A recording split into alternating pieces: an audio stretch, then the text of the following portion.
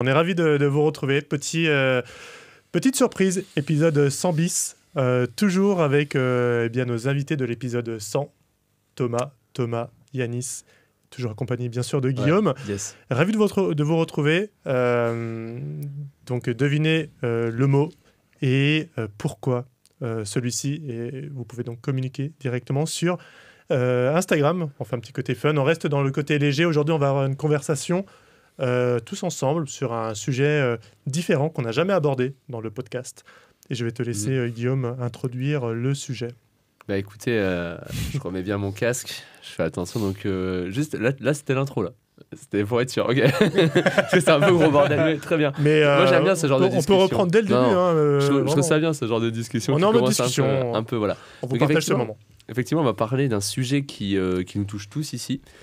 Qui touche même beaucoup plus loin que la sphère de vidéaste, c'est un petit peu le côté entrepreneuriat, et c'est le côté comment on concilie la vie personnelle à l'entrepreneuriat, parce que forcément, quand on est entrepreneur, ça chamboule énormément de choses, et je parle de l'entrepreneuriat quand on commence à... chaque étape, on va dire, de l'entrepreneuriat a plus ou moins ses défis personnels, et l'idée, c'est de mettre un petit peu ça sur la table, en mode discussion. Donc comment ça affecte, alors on va pas parler forcément de l'équilibre, quand est-ce que tu travailles, quand est-ce que tu as le temps de repos, ce genre de trucs, on pourra l'aborder, mais c'est plus comment ça affecte tes relations personnelles, ta perception du monde aussi, toutes ces choses là, le côté un petit peu solitude, tous ces éléments là, je pense qu'on a tous traversé ici.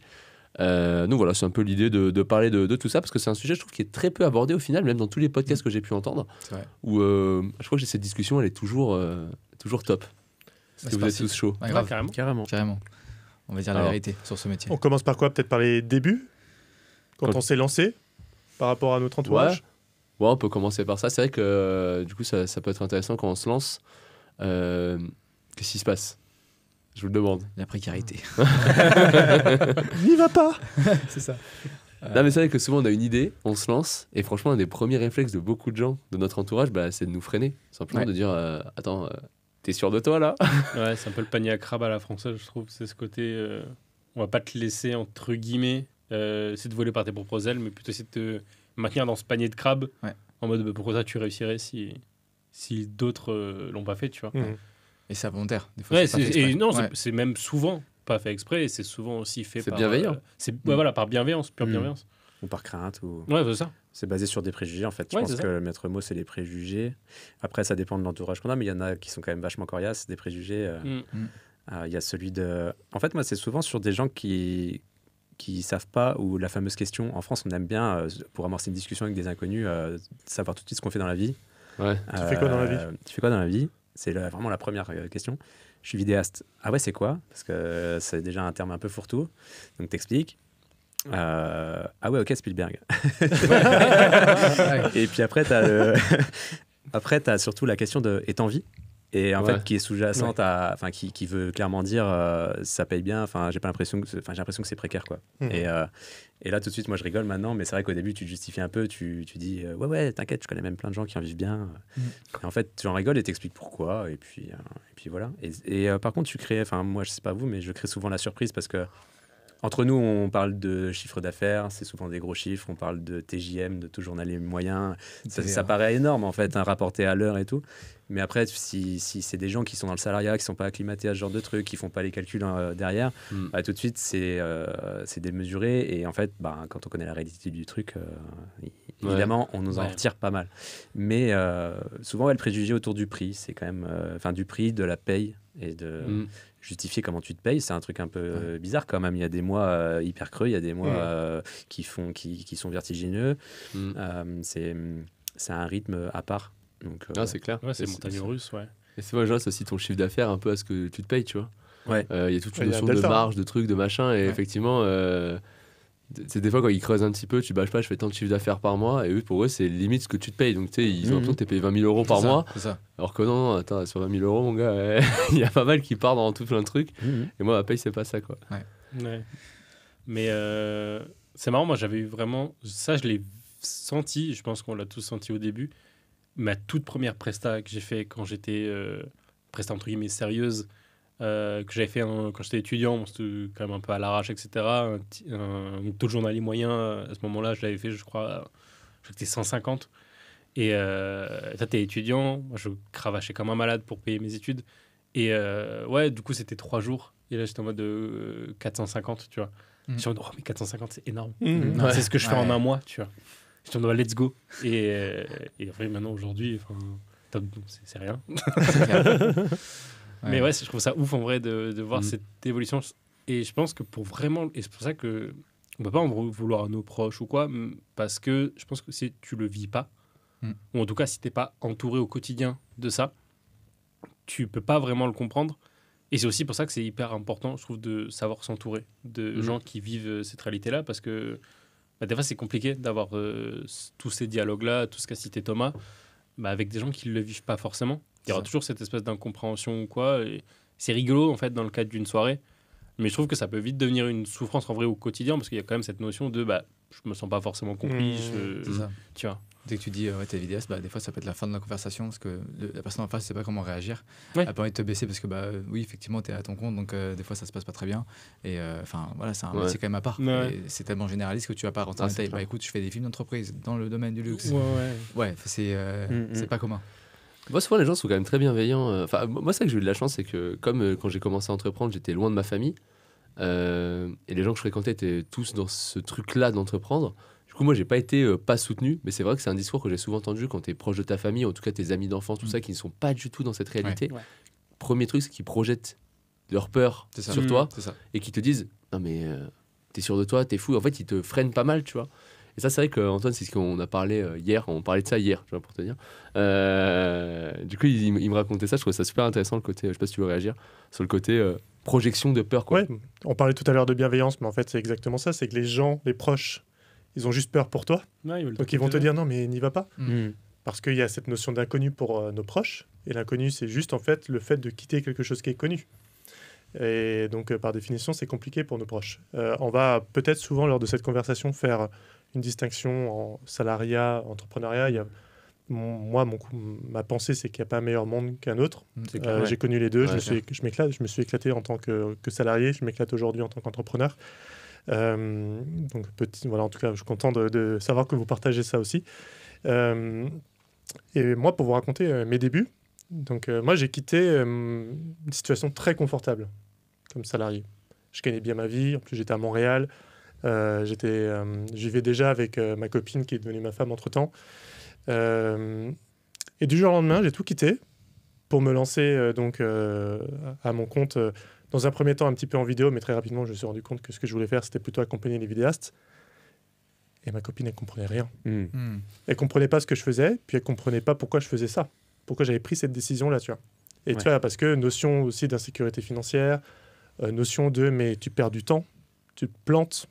Et c'est quand elle a commencé à m'entendre avec des vidéastes que j'accompagnais, que je coachais, que je me suis aussi associé avec Guillaume et qu'on a commencé à construire quelque chose de plus gros, qu'elle se dit mais en fait tu fais quelque chose. Tu vois. En fait il se passe quelque chose quand tu es dans le bureau, il se passe quelque chose, tu vois. Moi je pensais que c'était que sur YouTube. Tu vois. Parce qu'elle a vu le concret autour de tout ça. Parce que c'est pas tangible. Mais c'est vrai, mais même quand toi tu te lances, tu sais pas où tu vas, tu vois. Mes 6 premiers mois, le temps que j'ai perdu, tu vois. C'est clair que c'est un truc que personne n'a, mais c'est assez marrant parce qu'on passe personne optimise genre son temps de vie. Tu vis quand même.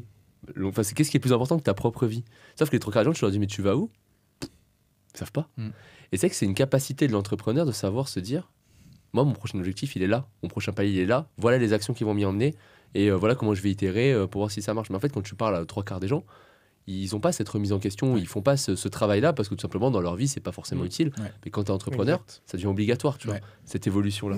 Et là c'est vrai que c'est un premier pas où tu es un peu incompris dans ta notion de réflexion, tu vois. Tu as une réflexion qui est un peu différente sur tout ça, quoi. Vraiment le côté où tu sors de ta zone de confort et du coup expliquer pourquoi tu le fais, c'est pas possible parce que les gens ne sont pas dans cette optique de sortir de cette zone où ça. Donc c'est ça. Ils se battent à ta place. Ou quand ils t'exposent une décision et qu'ils te disent que c'est risqué parce que tu sais, en fait, tout le monde, je trouve, quand ils évaluent des probabilités, ils les évaluent trop mal.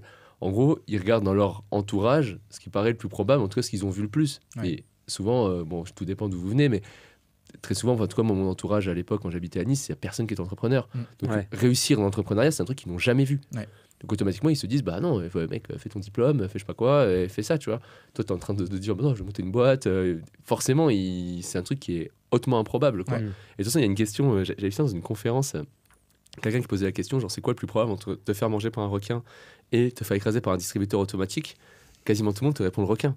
Sauf qu'en fait, c'est genre, je crois que c'est 20 000 fois plus probable que tu te fasses écraser et que tu meurs par te faire écraser par un distributeur automatique. Mais t'as tellement jamais vu ça que, que pour toi, c'est improbable, tu vois. Et donc, c'est ça, je trouve, c'est une notion intéressante, ce truc-là des proches qui nous freinent. Faut pas leur en vouloir du tout. Non, au contraire, faut les aimer. C'est quoi vos... faut les aimer de faire ça, parce que ça veut dire aussi qu'ils comptent, que tu comptes beaucoup à leurs yeux. Donc, ça. Vous avez eu ça, vous trois? Ouais, moi, ça a été en tout cas, moi, c'était un énorme combat perso de mon adolescence.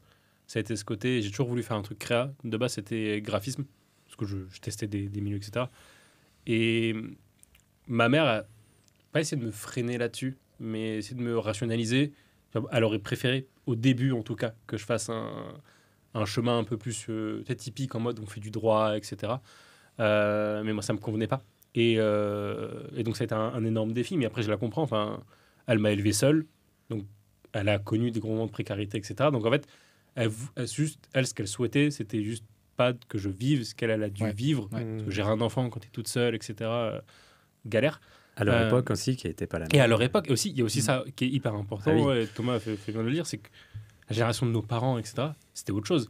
Enfin, le CDI était vraiment la voie réelle, on cherchait la sécurité, etc. Et donc, du coup, je comprends. Et maintenant, même si des fois, elle ne comprend pas toujours tout ce que je fais, elle est quand même hyper fière de moi. Et ça me rend fier aussi, tu vois, d'avoir insisté. Et je me dis, qu'est-ce qui se serait passé si j'avais choisi cette voie? Je pense qu'en fait, j'aurais fait du droit, puis après, ça m'aurait blasé. Et je serais parti dans un truc créa, mais plus tard, en fait. T'aurais perdu du temps, quoi. Ouais, c'est ça. Mais et encore, tu vois, c'est pas... pour moi, c'est pas du temps. Ce serait pas du temps perdu, mais j'aurais forcément appris des choses qui seront différentes. Ok. Je parle pas forcément de skills purs et durs, mais je pense que t'apprends des choses. T'aurais des CGV super solides. Ouais, c'est ça. Elles le sont déjà parce que j'ai celle de mon ancienne prof de prod.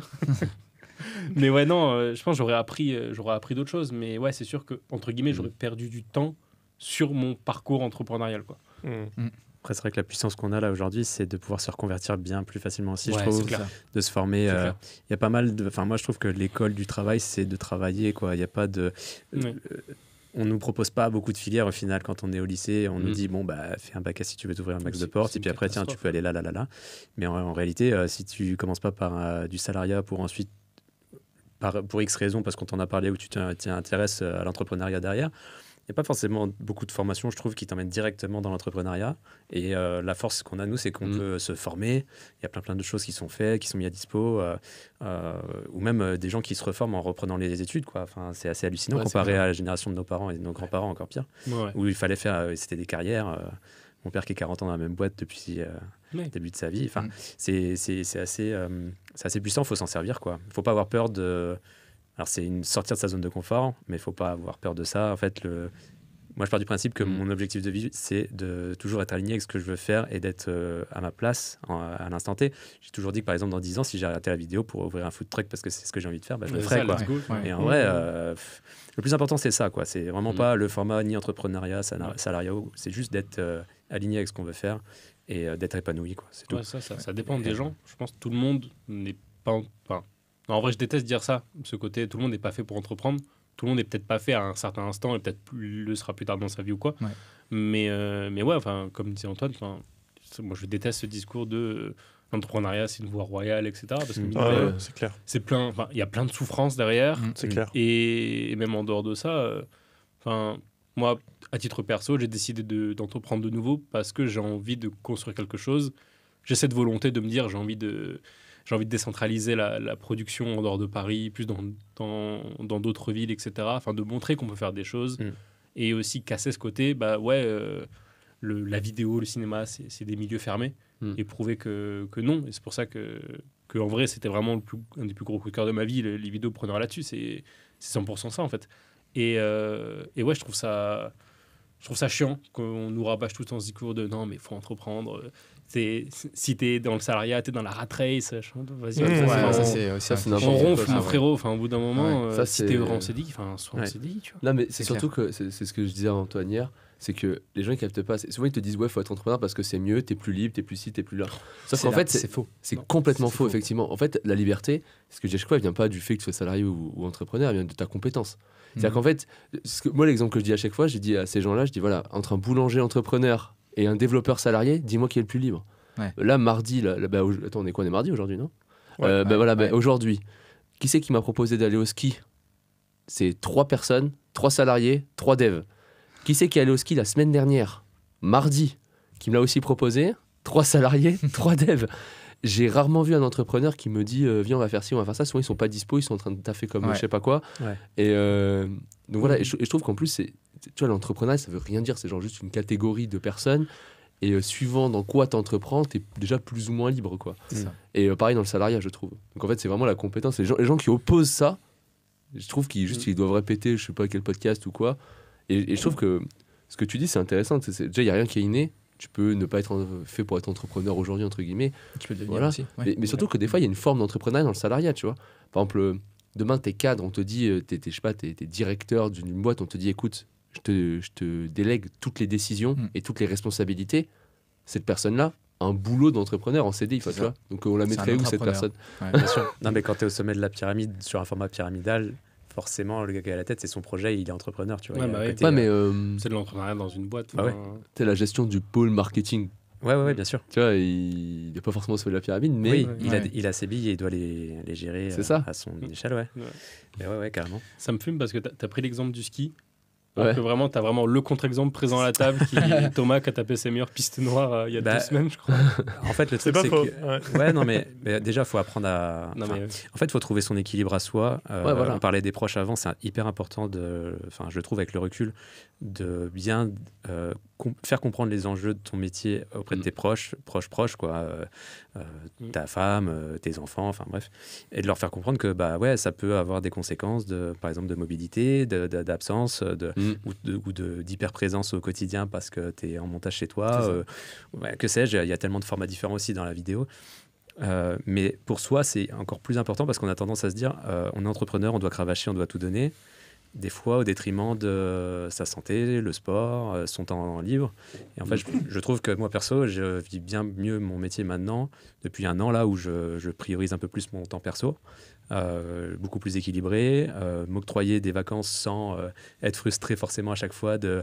C'est une période dans laquelle je bosse pas, qu'est-ce que vont en penser mes clients. En fait, il faut accepter, essayer au fur et à mesure d'intégrer un peu plus ça. Je m'octroie beaucoup plus de week-ends. Avant, j'avais pas de notion de week-end ou de vacances et j'étais fier de dire que je cravachais H24 et à des horaires pas possibles parce que c'est ma passion, parce que je pense qu'en fait, ça a aucun rapport. Tu peux rester full passionné en te calibrant une semaine des vacances, etc., quoi.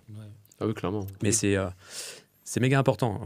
C'est même clé, je dirais. Il y a tellement de gens autour de moi que je connais qui sont des vidéastes un peu de la génération d'avant, quarantaine, cinquantaine, des vidéastes un peu à l'ancienne, qui font ce qu'ils font depuis longtemps, en fait, qu'ils font et qui continuent.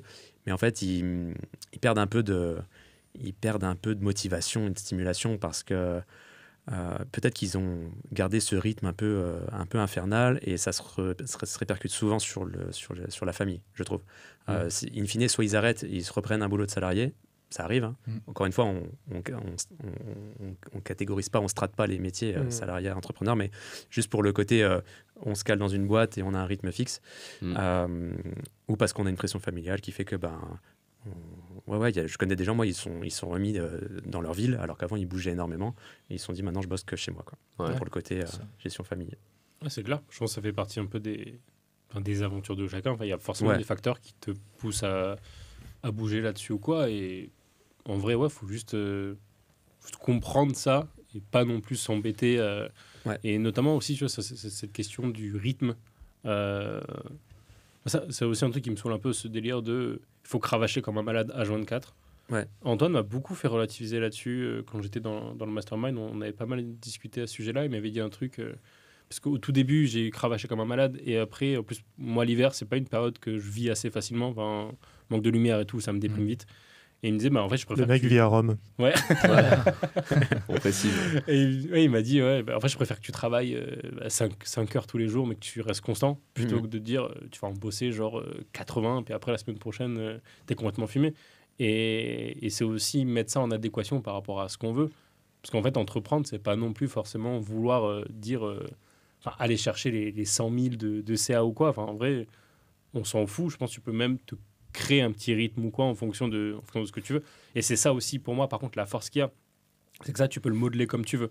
Et il faut juste, pour moi, casser ce schéma de non, mais t'es pas un entrepreneur, t'es pas un hustler si tu bosses pas si tu bosses pas 90 heures semaine, on s'en fout. Parce que c'est aussi l'idée des reçus que tu vois sur les réseaux sociaux avec oui. tous les mecs qui disent ouais, si tu bosses pas à 20 heures, tu vas pas réussir, les etc. mindsets à l'américaine. Exactement. Si tu veux être millionnaire à 30 ans. C'est ça. Du coup, ça motive des personnes qui veulent se lancer, du coup, qui bossent mais ils savent pas pourquoi. Donc ils bossent un peu dans le vide. Il y en a qui bossent 5 heures dans la journée parce qu'ils ont un truc à faire, ils le font, toute leur to-do est faite, et le lendemain il faut autre chose parce qu'ils avancent vraiment. Et tu peux travailler 3 mois en faisant 20 heures par jour, ça va pas plus avancer qu'un mec qui va bosser 5 heures, mais avec des tâches vraiment précises qui servent. Quoi. Des vrais temps de focus et tout.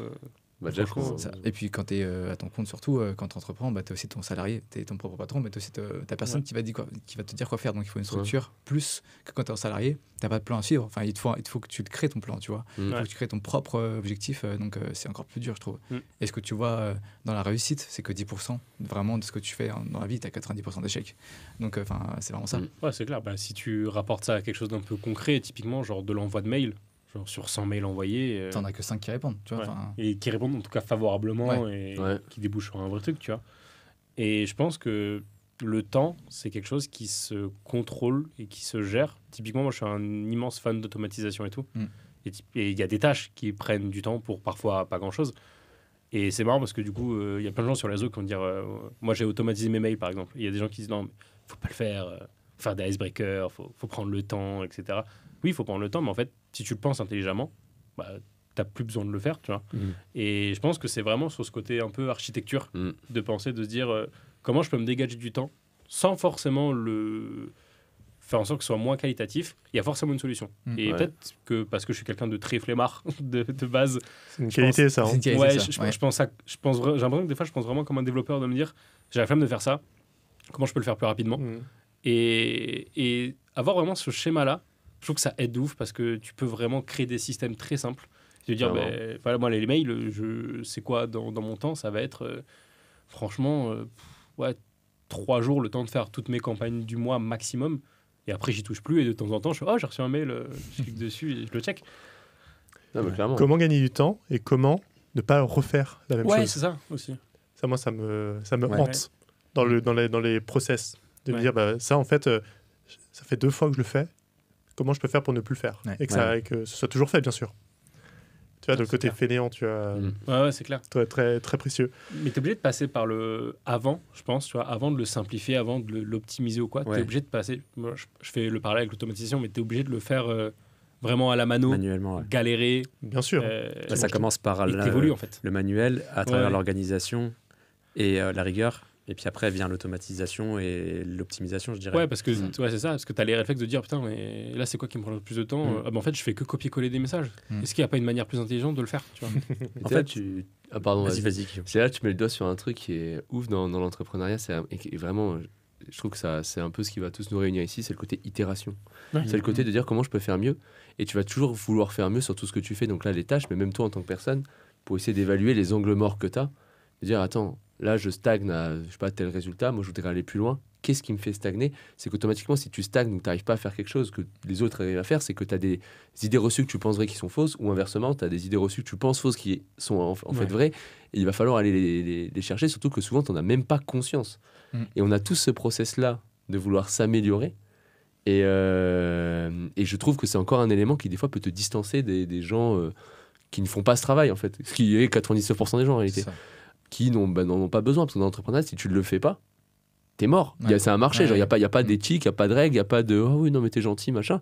Tu fais pas ça, tu dégages en fait. Ça marche pas.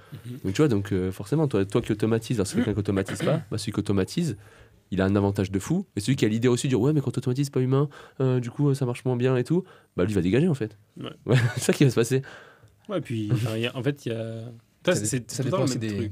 Excuse-moi, ça dépend aussi des secteurs. Tu vois, si tu faisais un client. Je comprenais l'exemple. Oui, bien sûr. Mais tu vois, par exemple, moi, je sais que ça marche pas dans mon domaine à moi. Tout ce qui est luxe et mode, si tu envoies des mails automatiques, tu te fais dégager. Alors, pardon. Le côté.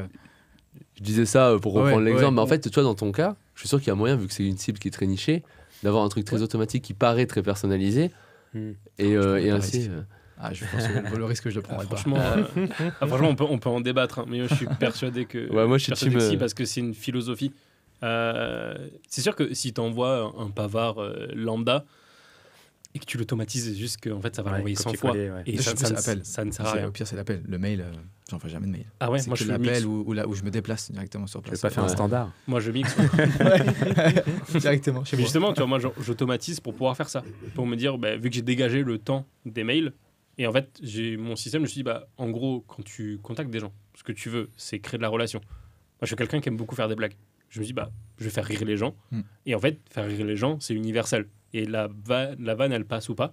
Et après, bien sûr, j'adapte si je parle avec des gens dans la santé ou quoi.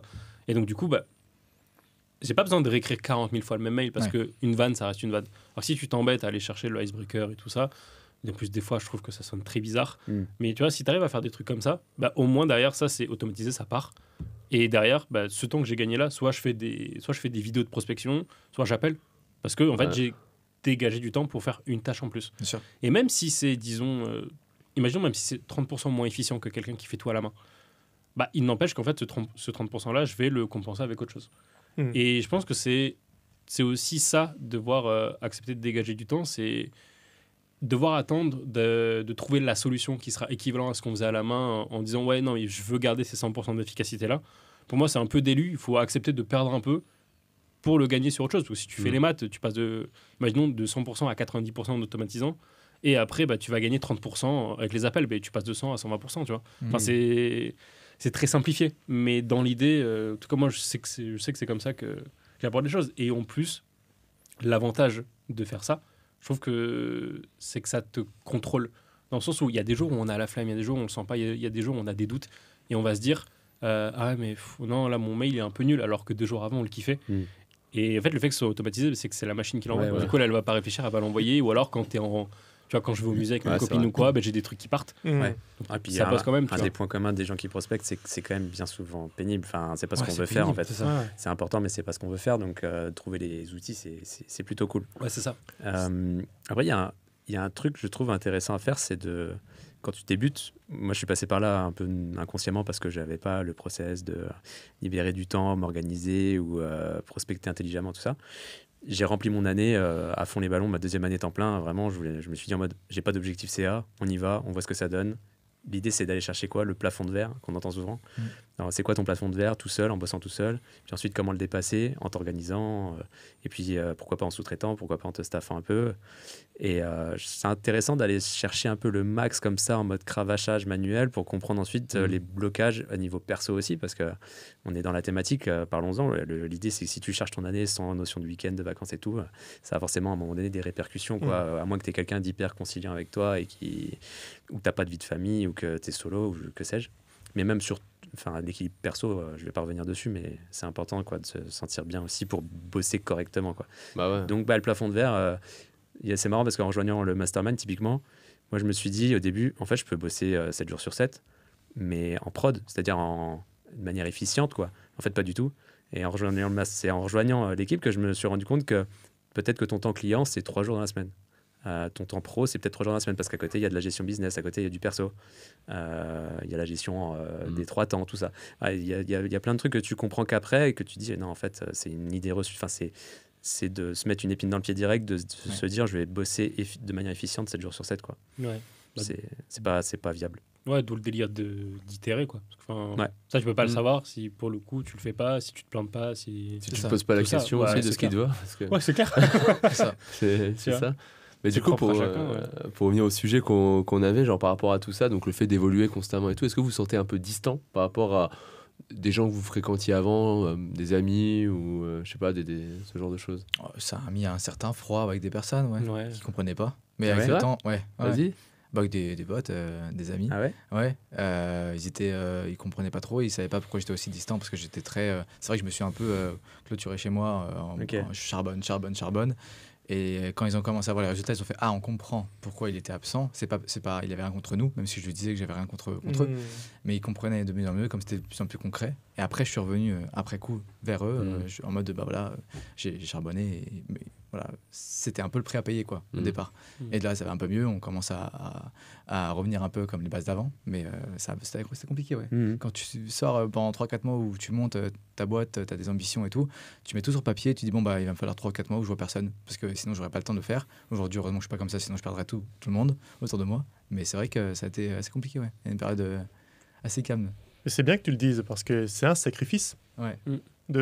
Surtout quand on lance son activité, son entrepreneuriat. C'est un vrai sacrifice aussi bien, surtout social en fait.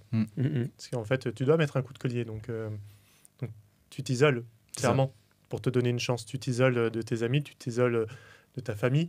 C'est une réalité. Et je pense que, encore une fois, tu vois, on entend souvent le côté très positif de l'entrepreneuriat, c'est fun, liberté, etc. Mais en réalité, tu t'isoles de ouf au début. Et quand ça fonctionne, là, tu commences à retrouver un équilibre. Et ce qui est chouette, c'est que toi, tu as gardé du coup des liens avec tes amis. Ouais. On entend aussi trop souvent des entrepreneurs dire « Moi, mes amis ont changé. Ce sont des entrepreneurs aujourd'hui. » Je trouve ça terrible. Ouais, c'est terrible. C'est dommage. Voilà, parce qu'il y a autant de préjugés de l'autre côté, en vrai. Complètement. Au niveau du salariat, il y a des fois des gens qui ne comprennent pas l'entrepreneuriat et inversement, l'entrepreneur qui va dire tant que tu es salarié, tu ne bosses pas pour ton propre projet, c'est de la merde. Quoi. Et en gros, dans ce truc-là de progression permanente, de dire attends, mon entourage me fait progresser, tes salariés, tu ne me fais pas progresser, donc je te fréquente pas. Quoi. Mais c'est bizarre que vous dites ça parce que moi, je suis trop pas d'accord avec vous. Moi, je me suis jamais isolé. Moi non plus, en vrai. Moi, moi, ça m'est pas arrivé. Mais est-ce que vous n'avez pas l'impression des fois de vous justifier par contre? C'est-à-dire, vois, moi j'ai un rythme des fois où un peu moins maintenant, pour des raisons d'orga, mais avant j'aimais bien l'irrégularité de ce métier en fait. C'est-à-dire me dire aujourd'hui je bosse pas, ou cette semaine c'est plus light, et puis la semaine prochaine je bosse 7 jours et je cravache. En fait j'aime bien ça moi. Ou alors faire des prods des fois un peu loin, en voyage, et puis de temps en temps revenir à la maison parce que c'est bien aussi. Et du coup, te justifier pour tout ça, ça revient. C'est pas vraiment du jugement, mais t'as pas beaucoup bossé en ce moment, ou alors... T'es toujours en vacances. T'es toujours en vacances. Et en fait, on te le dit pas par contre quand on te voit pas parce que t'es la tête dans le boulot pendant 15 jours, quoi. Donc, je sais pas, il y a un côté un peu... En fait, je sais pas si c'est français ou si... Voilà. Mais les gens, j'ai l'impression qu'ils aiment bien le côté... cadré, régulier, un peu militaire des métiers, quoi. C'est un peu ce qu'on t'apprend à l'école, hein. C'est d'obéir et de pas faire atteindre un peu ta face. C'est d'être rebelle, tout ça, c'est clair. Le modèle de l'école aujourd'hui, c'est un modèle qui a été inventé post-Seconde Guerre mondiale pour reconstruire la France. C'est toujours le même modèle aujourd'hui. Donc effectivement, ça n'a pas évolué. Ça. Quand tu sors effectivement des clous, que tu es un entrepreneur, un créatif, tout à l'heure tu parlais de créativité. L'école, est-ce que c'est un vrai débat, ça? Est-ce que l'école met en avant la créativité, tu vois? Donc effectivement tu sors des clous. Est-ce que ça rassure de savoir qu'il y a quelqu'un qui fait à 9h 17h tous les jours, tu vois? Il y a le format un peu podcast là qu'on fait aujourd'hui, ça me fait penser aussi au format de Ken Kojandi, un bon moment. Il parle beaucoup de ça avec Navo, côté auteur, écriture, one man show, tout ça. Et Navo lève haut et fort son drapeau de j'aime bien mon métier de branleur, quoi. C'est-à-dire, alors il est taquin parce qu'en plus il remue un peu, il met un coup de pied dans la fourmilière, mais c'est vrai. C'est-à-dire que lui, il assume le fait de cravacher de manière irrégulière sur des projets artistiques, parce qu'en plus c'est peut-être encore plus exacerbé que nous sur la création comme ça en one shot, et que le reste de l'année en fait il vit des droits d'auteur et que c'est ok pour lui, quoi. Il adore rien foutre. Et je trouve ça cool d'assumer ça, parce qu'en fait il n'y a pas une forme de métier, et à partir du moment où ça matche avec ta vie, ton entourage, il n'y a pas de souci, quoi. C'est clair, 100%. Enfin, je pense que c'est aussi la chance qu'on a, dans le sens où en fait quand on est dans une situation, à mes yeux, on est dans un amas de règles. Et quand on évolue dans une autre situation, les règles changent. Et nous, on a la chance d'avoir une règle qui dit que tu peux en fait vivre de cette irrégularité-là. Tu n'es pas obligé de te porter tout le temps à la même heure, au même endroit, etc. Donc en vrai, c'est comme si tu joues au poker et que tu avais des cartes, tu dis « Ah non, je ne vais pas jouer avec celle-là. » tu vois. Alors que c'est celles qui te font gagner. Et moi, je trouve que c'est génial justement de pouvoir profiter de ça. Mais par contre, j'ai pas vécu moi le côté... le côté isolement, parce qu'une grande partie de mon cercle, c'est des vidéastes aussi, vu que j'ai fait mon BTS audiovisuel et tout, donc des gens qui connaissent un peu cet univers-là. La solitude, je l'ai vécue quand je suis parti plutôt vers Rome, là où du coup j'étais solo. Mais par contre, je rejoins complètement Thomas là-dessus, sur ce côté... entre guillemets de la justification, mais autant en fait envers les autres qu'envers moi-même aussi. Il y a vraiment cette espèce de schéma de la culpabilité au quotidien, mais même ça c'est vrai ça. J'apprends à bosser dessus, mais enfin il y a des jours je suis en mode j'ai pas envie de bosser, ou même 3 jours de fiche, je vais pas bosser, je vais bosser plus et tout. Tu te sens pas bien. Et tu te sens pas bien. Et mal. Et tu sais c'est presque un schéma de procrastination, parce que je suis en mode vas-y, j'ai pas envie de bosser, mais je suis limite à me gratter les veines en mode non, il faut bosser.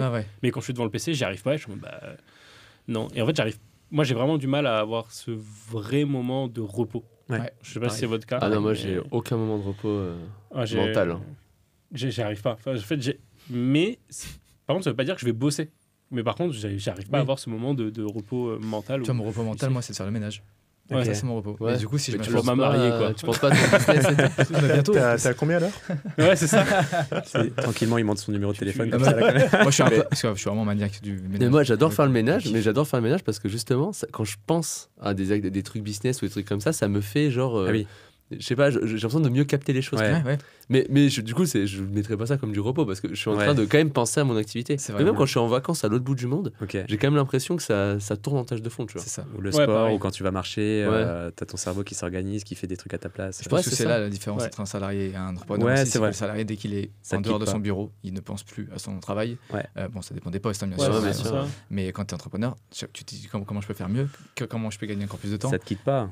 Ouais, c'est ça. Et puis si tu travailles pas, tu manges pas. Donc oui, forcément, ton cerveau, il se met en mode on y va. C'est vrai que culpabiliser de pas travailler, moi, c'est un truc qui m'arrive tout le temps. Ah ouais. Tout le temps. Carrément. Là, j'étais dans l'avion hier, de 17h à 23h, je suis en mode trop chiant.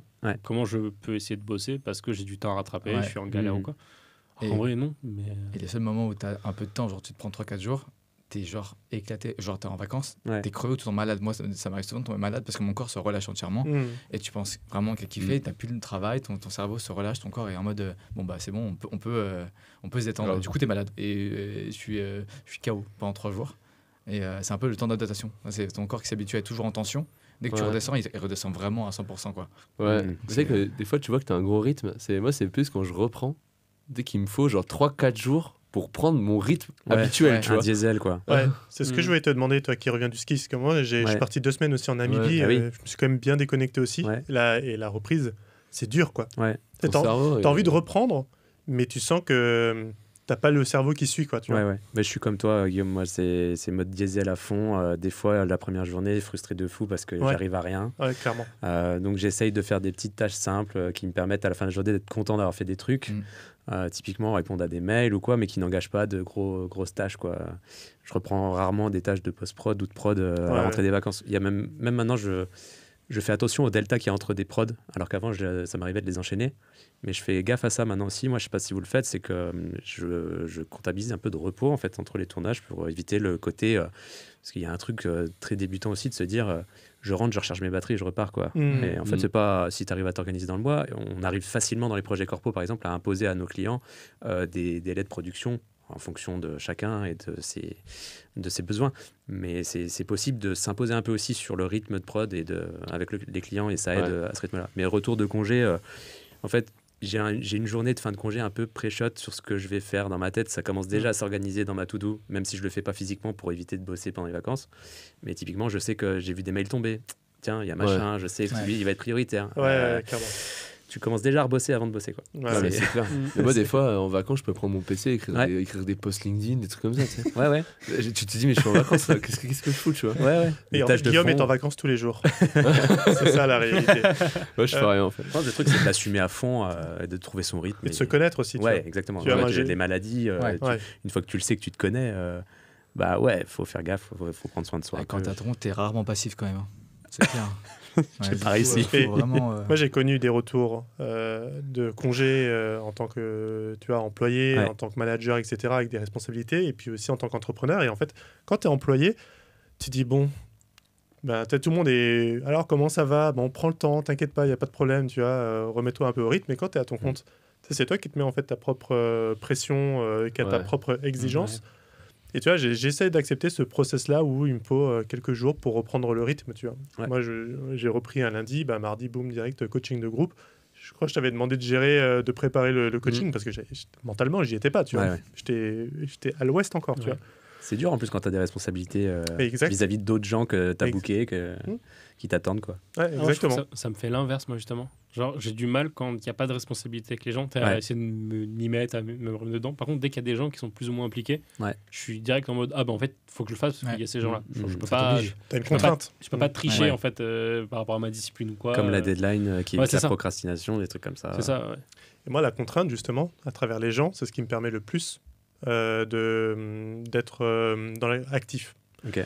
On t'a parlé des 3 temps tout à l'heure. Le côté tampon, il faut que je l'ai l'après-midi parce que je n'arrive pas à me concentrer l'après-midi. Donc c'est pour ça que tous les coachings qu'on a pu faire ensemble one-to-one, c'est l'après-midi. Et d'ailleurs, j'ai aussi un autre problème, c'est que j'ai du mal à repartir de mon après-midi après avoir déjeuné, par exemple.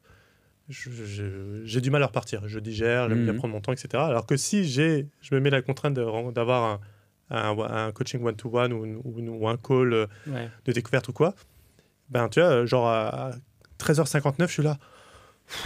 Putain, ça va être dur. 14h, boum, c'est reparti, énergie de fou. Alors que si j'avais pas cette contrainte-là, cet engagement envers quelqu'un, à 14h, je ne ferais rien. Ouais. Mais je sais pas comment tu arrives à gérer cette régularité dans ta semaine parce que je sais pas, on en parlait avec Vaïté l'autre fois. En fait, c'est bien beau te dire, ok, là, je sens que c'est mon temps de repos optimal, je vais le caler là dans ma journée. Mais il suffit que tu aies un rendez-vous, un truc, en fait, finalement, je vais quand même le caler là. C'est important de le faire. Hop, ça te décale tout. Ou et puis au bout d'un moment, tu dis, bon, allez, c'est bon, y a plus de... j'arrive pas, je fais ça quand je peux, quand je veux. Et voilà. Il y a un côté, je sais pas, j'ai vraiment beaucoup de mal à me dire... Autant quand tu as une semaine un peu light et que tu arrives à caler un peu les trucs quand tu veux, en anticipant, tu peux le faire comme ça, en structurant. Mais quand c'est très chargé, c'est dur en fait de suivre le rythme. Je pense que c'est bien de s'écouter. Enfin, moi, j'aime bien de m'écouter et être OK avec, encore une fois, l'irrégularité. Même dans l'année, il y a des phases. En fait, je sais qu'il y a des périodes ultra chargées liées à mon activité. Je sais pas, l'été, l'événementiel, tout ça, c'est hyper chargé. Il y a la queue leu des... Avant, quand je faisais les mariages, c'était la queue leu des montages pendant 2 mois. Impossible de gérer autrement qu'en charbonnant, quoi. Donc, c'est pas facile. Après, tu as différents types d'activités. Montage et rendez-vous client, c'est pas la même chose, tu vois. Tu vois, et c'est là où c'est difficile, parce que montage, c'est toi et toi-même, tu vois. Il faut être focus. Même si tu as une deadline, si tu délivres plus tôt, c'est cool aussi, tu vois. Donc, c'est là où ça demande une certaine discipline qui est plus difficile pour moi à avoir, par exemple, l'après-midi. En revanche, si on fait... je prends ton cas, on fait une visio avec ma cliente et je fais le montage avec elle, je le fais, tu vois. Alors que tout seul, je le ferais pas. Tu vois. Donc, oui, après, quand c'est full, tu te laisses pas trop le choix, mais... Nous, en l'occurrence, aujourd'hui, notre activité, moi principalement, c'est d'être en contact avec les membres du mastermind. Donc, tous mes coachings, j'essaye vraiment de les faire l'après-midi, mes appels l'après-midi, nos réunions l'après-midi.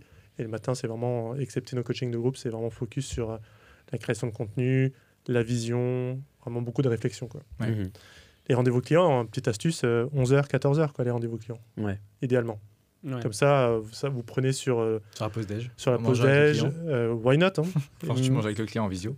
Ouais, mais tu prends sur la pause déj et tu perds pas trop de temps sur ta journée. Moi, j'ai une fille aussi, hein, donc moi 17h15, 17h30. Je termine de travailler en fait. C'est ça le sujet des enfants, c'est hyper intéressant pour la gestion perso aussi parce que ça te remet tout de suite l'église au milieu du village. Quoi. Clairement. Genre tu passes d'ado dans sa chambre à père de famille et là tu es obligé d'avoir des week-ends, des structures. De toute façon, il y a un petit truc qui te rappelle à l'ordre de manière automatique, donc c'est obligatoire. Ça... C'est la motivation aussi. Ouais, carrément. Ça c'est intéressant par exemple pour ceux qui sont vidéastes et parents, c'est de dire aussi, et Ben Nevers en parle de ça parce que lui il est papa depuis peu. Et dans un métier d'entrepreneur influent et tout ça. Il dit qu'il avait peur, et un peu comme moi, de l'arrivée de son enfant, et de se dire, ça va mettre en péril mon taf, je vais changer complètement de truc, ça va me prendre tellement de temps que je vais pas réussir à bosser, tout simplement. Et en fait, tu te rends compte que c'est certes une priorité, mais qu'en fait, tu arrives, et ça c'est assez intéressant à observer, c'est que tu arrives à construire tout autour. Et sans pour autant, tu vois, moi par exemple, j'ai l'impression d'avoir un peu moins de temps libre, certes, mais de pas bosser plus forcément. Au début, je pensais qu'il fallait que je cravache après le repas le soir parce qu'il était au lit. Pas du tout. En fait, c'est juste, j'ai même plus de week-end qu'avant. Mais je sais pas, c'est qu'une question de... C'est un blocage mental. C'est une barrière mentale, comme on disait tout à l'heure. Faut pas se faire de... Parce qu'il y a un côté aussi, faut continuer sa vie. Et si ton projet, c'est d'être vidéaste jusqu'à 60 piges, peut-être que tu vas avoir, des enfants à un moment donné, ou pas. Et il ne faut pas se mettre de frein d'aller dans ce métier pour cette raison-là, quoi. Ça serait idiot. Ouais. Clairement. Pardon, vas-y. Non, vas-y. Non, mais je veux dire, c'est vrai qu'on a tous des contraintes, que ce soit celle-ci ou une autre. Toi, t'as 4 enfants, comment tu gères? Non, mais de toute façon, je suis convaincu d'un truc, c'est que dans l'entrepreneuriat, c'est un effet cumulé, quoi. C'est-à-dire que c'est pas un effet genre, si tu fais pas cette tâche aujourd'hui, c'est pas crucial en réalité. Ouais. Et c'est plus une régularité dans la durée. Et il y a aussi un truc, c'est que toutes les tâches ne se valent pas. C'est que les gens, ils pensent qu'il faut travailler sur tout, mais en fait, t'as des gros effets de levier. T'as des trucs qui vont te prendre 2 minutes, et en termes d'effet, c'est un truc de taré, tu vois. Ouais. Inversement, t'as des trucs que tu fais tous les jours, ça te prend 2 heures, et en fait, tu peux le supprimer. Ouais. Voilà. D'où le truc de base, itérer, comprendre ce qu'on fait, comprendre les effets de ce qu'on fait. Et je trouve qu'effectivement, nous, c'est un peu le mantra aussi chez les vidéopreneurs d'avoir un business au service de sa vie, et pas l'inverse. Moi, j'ai trop vu d'entrepreneurs qui sont mis les 4 murs de leur prison. Ouais. Alors, c'est bien beau, ils se sont lancés pour des délires. Ouais, je vais être libre et tout. En attendant, mon gars, au coworking, je te vois tous les week-ends, je te vois tout le temps. Travailler H24, à 23h, t'es encore là. Je dis, wow, qu'est-ce que tu fous là, tu vois moi, je suis là, je suis allé au resto avec mes potes. J'arrive, je prends juste un verre d'eau au coworking parce que c'est sur le chemin et je te vois en train de bosser comme un fou, quoi. Faut l'équilibre. Bon. Je trouve qu'il y a aussi une logique d'efficience derrière, enfin, tu vois. Bah ouais, clairement. Je pense que les gens qui sont là-dedans, même s'ils se sentent hustlers, libres et tout, en vrai, c'est qu'il y a un truc qui va pas du tout dans ce qu'ils font. Après, si ça leur va, tu vois. Ouais, bien sûr. C'est plus ça. Le résultat, surtout, ouais, c'est ça. Tant que Ouais, mais tu vois, genre, je pense, moi, à titre perso, je dirais que, tu vois, genre, bosser, j'extrapole, mais genre de 7h à 23h, pour moi, il y a un truc qui cloche dans ce que tu fais, tu vois. Je pense qu'il y a forcément un déséquilibre. Il y a un déséquilibre, il y a un moyen d'optimiser ça, tu vois. Oh bah, ça, c'est sûr. Ou tu fuis peut-être quelque chose aussi dans ta vie perso, tu vois. Moi, c'est qu'il y a un truc, tu vois. J'avais des collègues qui étaient des mecs ultra charismatiques dans la vie pro, et dès que tu les voyais dans la vie perso, c'était vraiment nobody, tu vois. C'était l'ombre d'eux-mêmes. Ouais. Et il y a, je sais pas si vous avez déjà aussi entendu parler du syndrome de la retraite. Tu as des gens qui ont eu des responsabilités, qui sont investis énormément dans leur vie, qu'elles soient entrepreneuriales ou en tant que salariés, avec des belles responsabilités, où tu te rends compte que la vie pro, ça a été 80% de leur temps. Ouais. Ils passent à la retraite, ils sombrent. Ils sombrent totalement. Ah, oui. Et en fait, ils deviennent aussi l'ombre d'eux-mêmes. Il n'y a plus le côté, c'est intéressant, c'est inspirant, même pour juste, je sais pas moi, un employé qui a un métier classique. Tu vois. Il est séché. D'où l'importance d'avoir cet équilibre-là. Vous pouvez vivre qu'à travers son travail, ça donne ça. Quoi. Exactement. Donc c'est effectivement, peut-être ça peut cacher quelque chose aussi, des gens qui sont 7h, 23h tous les jours, ils fuient peut-être quelque chose.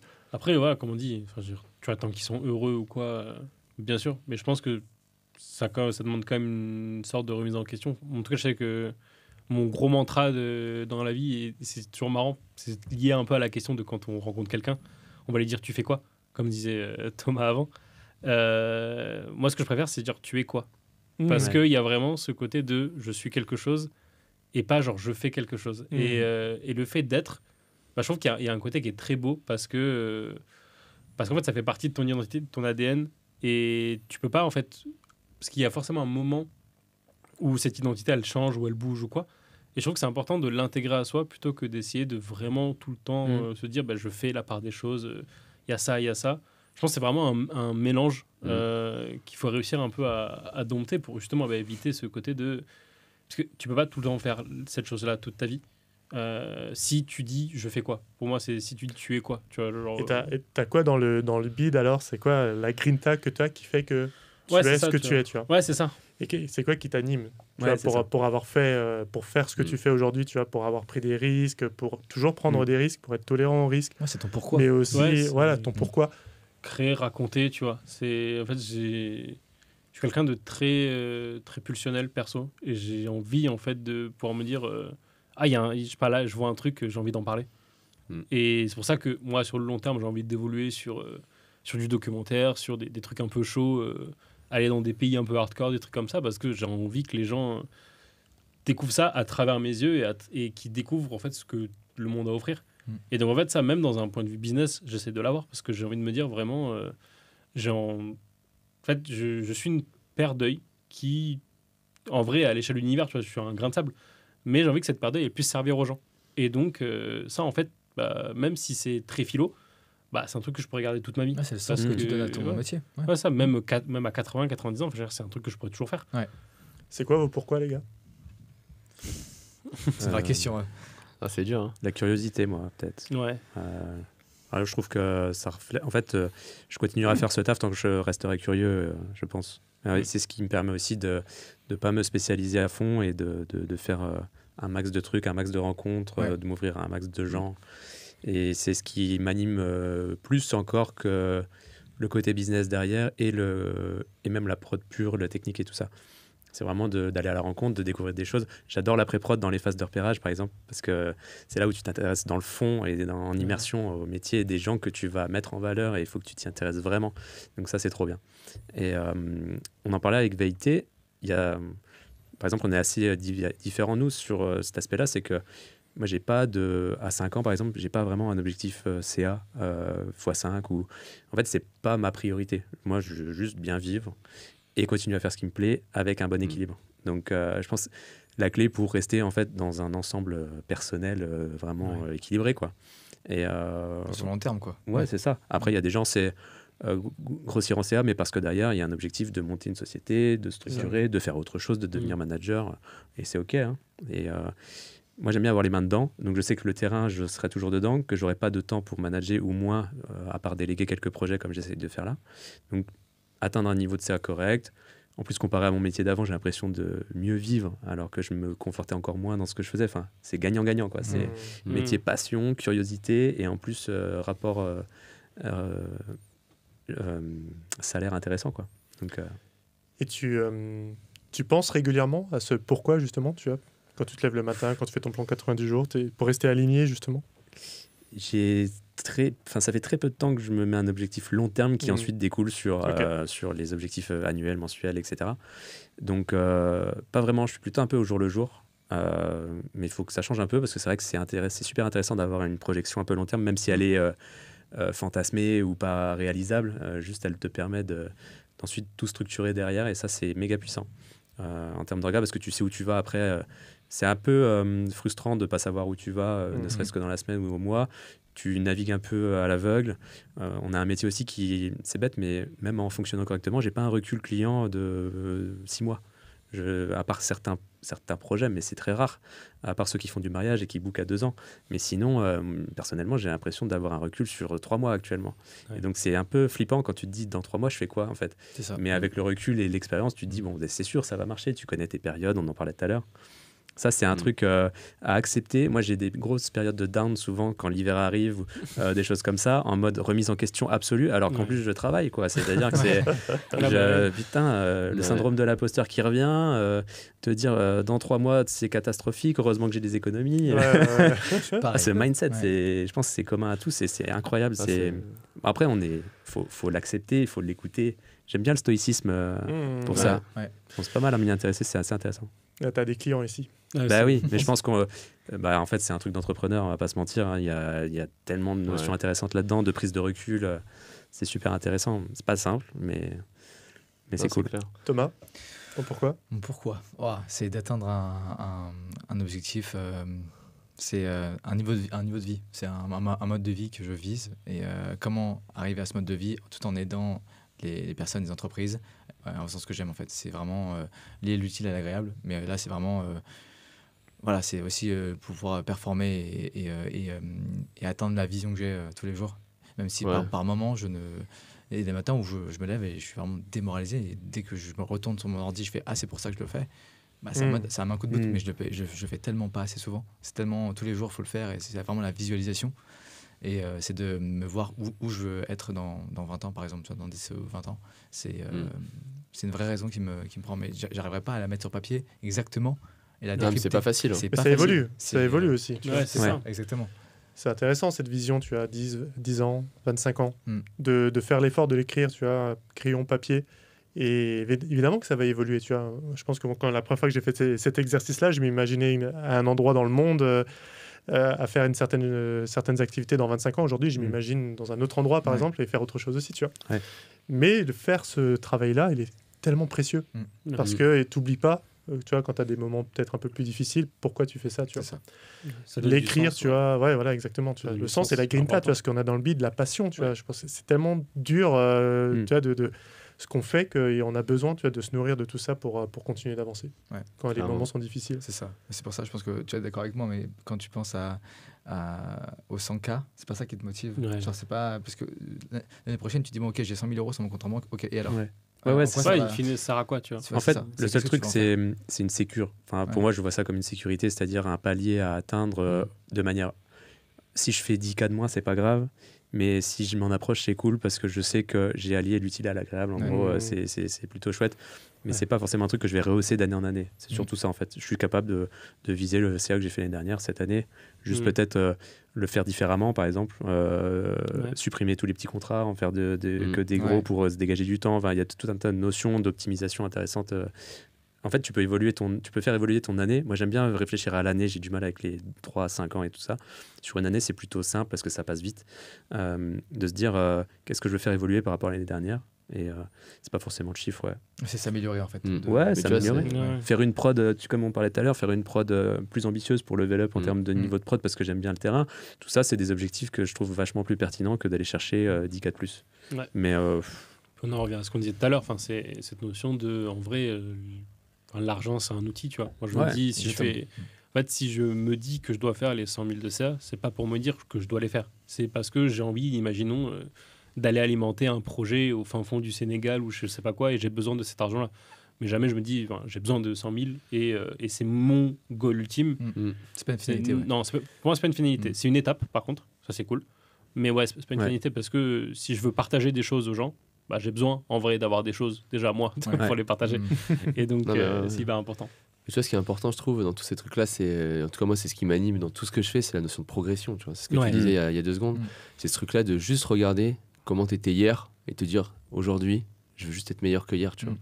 Alors bien sûr que tu vas pas le faire au jour le jour, mais d'une année à l'autre, moi, ce qui est toujours impressionnant avec Antoine, parce que ça fait quand même un moment qu'on se connaît maintenant, d'une année à l'autre, on n'a plus rien à voir. Limite, tu te revois il y a 1 an, tu te dis mais j'étais sur tous les plans, j'étais moins bon, tu vois. J'étais moins bon en sport, j'étais moins bon en entrepreneuriat, j'étais moins bon en vente. Ça, c'est génial pour la motivation. Clairement. Tu te vois être la meilleure version de toi-même à chaque fois. C'est trop bien.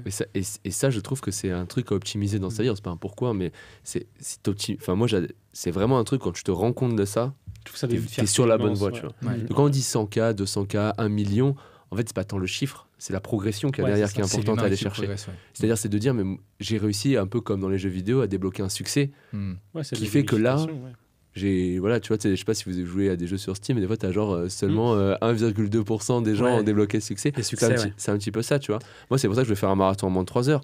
En vrai, je m'en fous un peu de faire un marathon en moins de 3 heures, mais le fait d'y arriver, je me dis, moi je me rappellerai toujours la première fois que j'ai couru, j'ai fait un 3 km, j'ai fait un malaise, tu vois. Je me dirais, et là je fais un marathon en moins de 3 heures, juste parce que j'ai été régulier, j'ai essayé de me discipliner un petit peu. Et puis en moins de 3 heures, je trouve que ça le rend concret, tu vois. Tu peux dire faire un marathon, mais...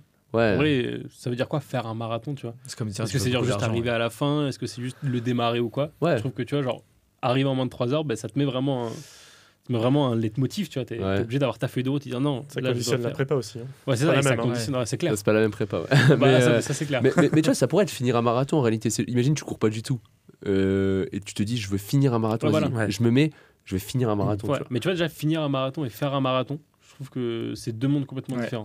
Faire, t'as pas l'obligation de finir. Du coup, c'est ça. Ton cerveau, il dit, je vais le faire, je vais participer.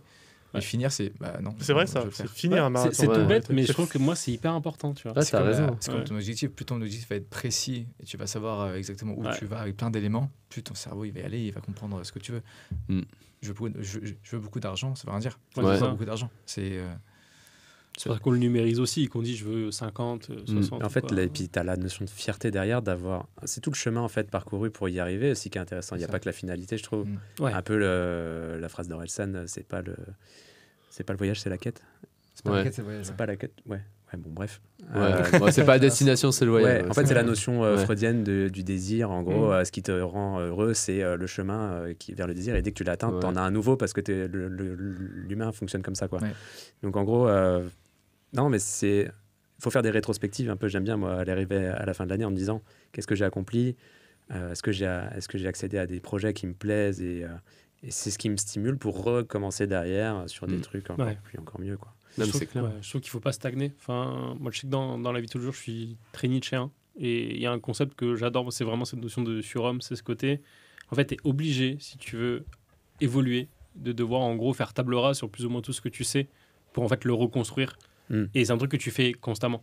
Et ça fait beaucoup, tu vois, écho avec ce que tu disais, Guillaume, c'est ce côté. En vrai, tu évolues tout le temps. Et c'est pour ça qu'il y a une immense fierté à le faire. Et je me rappelle de la première grande rencontre qu'on avait fait. Tu m'avais dit un truc qui m'avait trop fait plaisir, c'est... t'es grand en vrai. Déjà, il y a ça, ouais. Non, il y a ce côté, ouais, t'es pas du tout la même personne que quand on a fait le tout premier call, quand je t'ai présenté les ça, c'est incroyable. Ça, c'est ouf. J'adore ces moments. Ouais. Et parce que vous voyez l'évolution, la petite graine qui a germé. Ouais, c'est clair. Même, je pense, à titre perso, on le sent, tu vois. Enfin, moi, en tout cas, je sais qu'entre septembre et maintenant, il y a 3 univers, tu vois. J'ai fait un bond que j'aurais normalement fait en plusieurs années, tu vois. Non, mais ça, j'adore ce truc-là. Quand tu vois des vidéastes qui terminent leur mastermind, et moi, je me rappelle toujours de l'appel que j'ai fait avec eux. Et où est-ce qu'ils sont maintenant? Des fois, il y en a, ils ont des problématiques actuelles.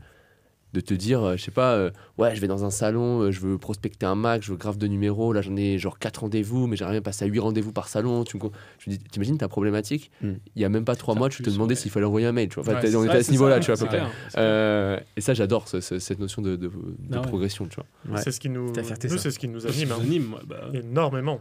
Ah ouais, non, mais... le progrès, effectivement, de tous les membres du mastermind, de voir qu'en fait, quel que soit le milieu dans lequel tu as évolué, quel que soit ton passif, ton niveau, tu as un axe de progression, tu as une transformation qui est réalisable. Et, tu vois, et ça, c'est la plus belle des récompenses, effectivement, qu'aujourd'hui, on a, tu vois, régulièrement. C'est juste extraordinaire. Mais c'est même une belle victoire pour nous, parce que tu vois, avec Guillaume, sans le savoir, on a des vies antérieures assez similaires. On vient d'environnements très modeste, tu vois. Je parlais plus de moi, mais je viens d'une classe ouvrière. Je suis le premier de ma famille à avoir eu le bac. J'ai des tontons camés, des tontons qui ont fait des prisons. À l'âge de 10 ans, j'ai vu mes tontons prendre de la drogue. J'ai vu des mecs en sang. Enfin, tu vois, j'ai fait mon premier homicide. Voilà, exactement. Mais ça c'était mon stage de 3e. Et comme ça fait 15 ans, je suis tranquille. C'est ça. Non, mais tu vois, des trucs terribles. Et en fait... j'ai la chance d'être né à la bonne période, d'avoir rencontré des gens, d'avoir pu faire des études, d'avoir donc rencontré ensuite des gens d'autres environnements. Ensuite, j'ai trouvé mon premier boulot dans un bar grâce à mes voyages en Erasmus, etc., en amont, où j'avais fait des connexions. Puis ensuite, tu te rends compte que petit à petit, tu te construis.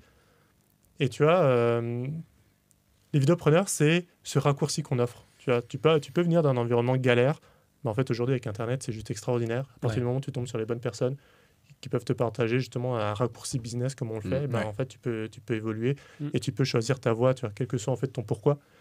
Et ça, c'est ça qui nous anime de ouf aujourd'hui. Et c'est la plus belle des récompenses, quoi. Parce qu'en fait, tu te construis finalement et tu prends ta voie. Et enfin, on a de la chance, de 2024, c'est trop stylé, quoi. On a une chance de ouf, quoi. C'est qu'Internet, moi, ça a tout changé parce que moi, du milieu d'où je viens, à l'époque, entreprendre, c'était un truc. C'était pas possible, quoi. C'était même pas dans mon champ des possibles. Et c'est parce qu'il y a eu Internet et parce que j'ai vu des gars sur YouTube qui étaient effectivement des genres de vendeurs de rêves.